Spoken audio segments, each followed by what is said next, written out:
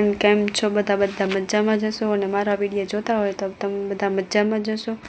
તો sorry guys, કારણ કે હું હમણાં થોડાક ટાઈમ થયા કામમાં છું, કારણ કે નેતોનો બર્થડે ગયો પછી વ્લોગ બનાવવાનો ટાઈમ મળ્યો જ નથી.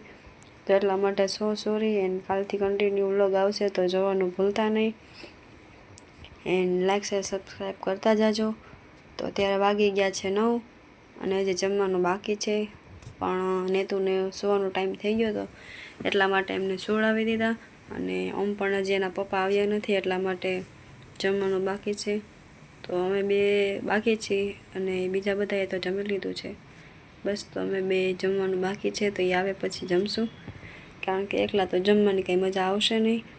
તો એટલા માટે એન્ડ સોરી, કાલથી કન્ટિન્યુ વ્લોગ આવશે, કારણ કે નેતોના પપ્પાએ મને આજે એમ કીધું કે તું આમ તો એમ કહેતી હોય કે રોજના વ્લોગ આવશે, પણ કેમ આવતા નથી, કેમ બંધ થઈ ગયા, અને કેમ વિડીયો બનાવતી બંધ થઈ ગઈ.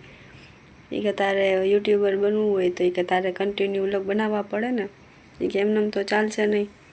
મેં કીધું કાંઈ વાંધો નહીં. મેં કીધું ટાઈમ નહોતો મળતો એટલા માટે. મને કે ડેઈલીના તું એ કે 2 વ્લોગ તો મૂકી શક ને એ કે એમ. મેં કીધું જોઈએ હવે, ટાઈમ મળે એ ઉપર આધાર હોય ને, કારણ કે એમાં ટાઈમ કાઢવો પડે ને બધી વાતનો, બધી વસ્તુનો, કારણ કે કામ બી સાથે હોય, નેતુને બી રાખવાનું હોય અને વ્લોગ બનાવવાનો, વિડીયો ઉતારવાનો, બધું એકસાથે મારે મેળ કરવો પડે ને, મેનેજમેન્ટ મારે કરવું પડે. અને હું પછી એને કહું કે તમે આવજો વ્લોગ બનાવવામાં, તો કે નહીં હું નહીં આવું. એવું ચાલશે કંઈ? ન ચાલે. તો એટલા માટે એમને કીધું મને આજ બપોરે જ મને કીધું, મને કે કેમ વિડીયો બનાવતી બંધ થઈ ગઈ. કીધું ટાઈમ નથી મળતો યાર, શું કરવું.